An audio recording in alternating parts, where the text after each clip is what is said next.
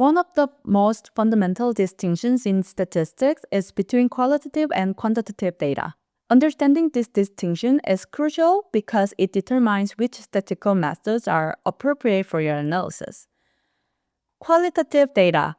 Qualitative data describe qualities, characteristics, or categories. It's also known as categorical data. The key thing to remember is that qualitative data describes attributes rather than measurement, cannot be used for mathematical operation. That means you cannot add, subtract, multiply, or divide them. And it is often collected through surveys, interviews, and observations. Let's break qualitative data down into its two main subtypes, nominal and ordinal. Nominal data, categories with no natural order or ranking. It's simply names or labels for different groups or attributes. Examples include gender identities, color preferences, nationality, or product categories. For example, there is no inherent order to nationalities. We cannot say that being French is more than or less than being Brazilian. They are simply different categories. Ordinal data means categories that have a natural order or ranking. The interval between categories aren't necessarily equal. Examples include education levels, high school, bachelor's, master's, doctoral, they have an order, and shirt size, small, medium, large, extra large, or satisfaction rating, very dissatisfied, dissatisfied, neutral, satisfied, and very satisfied. With ordinal data, we know that a doctorate degree represents more education than a bachelor's degree, but we cannot say it's twice as much education. The interval between categories are not standardized. Let's look at some more examples to solidify our understanding. So nominal examples include survey questions like what is your nationality? Its responses might include United States, India, South Korea. And what is your eye color? Brown, blue, hazel, and green. And what is your customer type? Are you a new customer or existing customer? If I ask everyone in this room about their eye color, the responses would be nominal data. There is no inherent ranking to having brown eyes versus blue eyes. Ordinary examples include such as customer feedback, how satisfied are you with the product, or academic grade, what grade did you receive, A, B, C, D, and F, and economic classification, what is your income level, high, medium, or low. For satisfaction ratings, we know that very satisfied is better than satisfied, which is better than neutral, and so on. So there's a clear ordering making this ordinary data. Now let's turn to quantitative data, which represents a completely different approach to measurement. Quantitative data expresses quantities, amounts, or measurement. The key characteristics of quantitative data are it's numerical and can be measured, mathematical operations can be performed on it, and it answers questions like how many, how much, how often. There are two types of quantitative data, discrete and continuous. So discrete quantitative data is count of items or occurrences, always whole numbers, which is integers, and there are gaps between possible values. Examples include number of items in a shopping cart, number of units sold, number of registered cars in the US. For instance, you cannot sell 3.5 cars. It's either 3 cars or 4 cars. There's no value in between, making this discrete data. Continuous quantitative data is any value in range. It can include fractions and decimals, no gaps between possible values. Examples include age, temperature, time, height. Your age can be 21.2, considering the month. There's theoretically an infinite number of possible age values, making this continuous data. Let's explore some more concrete examples. For discrete data, How many items do you have in a shopping cart? You can have 2 items, 3 items. And how many registered cars in the US? The answer is 283 million. And number of clicks on an ad banner, the answer can be 183, 8,000.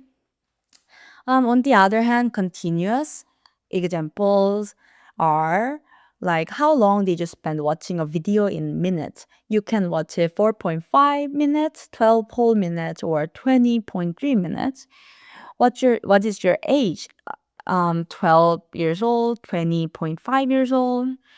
And weather data is also continuous. What is the temperature outside in Celsius? The answer can be -3, 12.5, 28. So time, age, and temperature can take all any value within their respective ranges, including fractional values. Let's look at a real-world example that combines both types of data. A fashion retailer's customer survey data.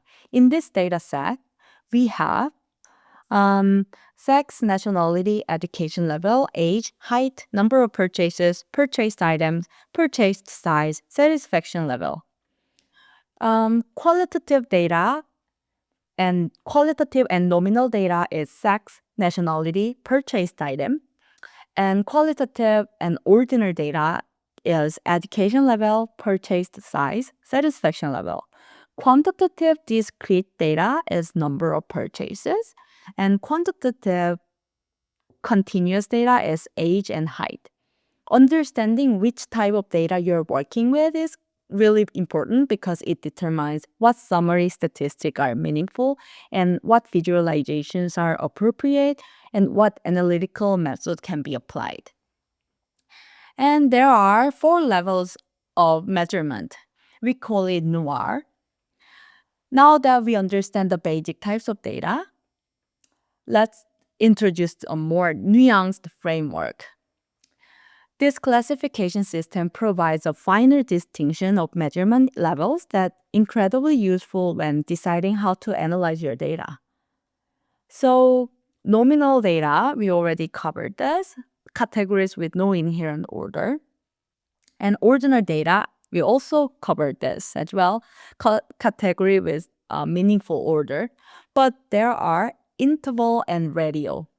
So interval means numerical data with equal intervals but no true 0 point. Examples are temperature in Celsius or Fahrenheit, calendar years, IQ score, pH value. The key thing about interval data is that while the differences between values are meaningful, ratios are not. For example, 40 degree Celsius is not twice as hot as 20 because 0 Celsius doesn't represent the absence of temperature. But ratio, numerical data with equal intervals and a true 0 point, height, weight, age, income, revenue, cost, distance, area, volume, count data. With ratio data, both differences and ratios are meaningful. Someone who is 40 years old is indeed twice as old as someone who is 20 because 0 years truly represents the absence of age. So if we clarify it with the table, it looks like this. This framework is important because it determines what statistical operation you can legitimately perform on your data. With nominal data, you are limited to counting frequencies and finding modes.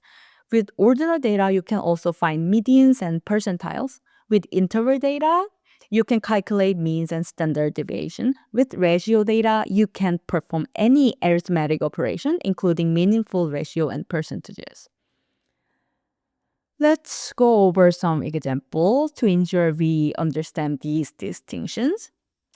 If someone asks your favorite ice cream flavor, the answer can be nominal. Chocolate, vanilla, strawberry are just categories with no inherent order.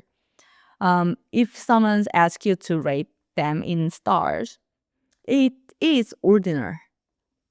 There's an order. 5 stars are better than 4 stars. But is the difference between 1 and 2 stars as the same as between 4 and 5? Probably not. That's why it's ordinal. But time of day in 24-hour format, it's interval because 2 p.m. is 2 hours later than 12 p.m., just as 4 p.m. is 2 hours later than 2 p.m. The intervals are equal, but 0 doesn't mean no time. 0 means usually 12 a.m. And then for ratio, monthly income in dollars can be a ratio data. So $6,000 is twice as much as $3,000, and $0 means no income at all. So a helpful way to distinguish interval from ratio data is to ask, does it make sense to say that one value is twice as much as another? If yes, it's probably ratio data. If no, but you can still say one value is 5 units more than other, it's likely interval data. Now let's move on to some key statistical concepts that will form the foundation of our analytical toolkit.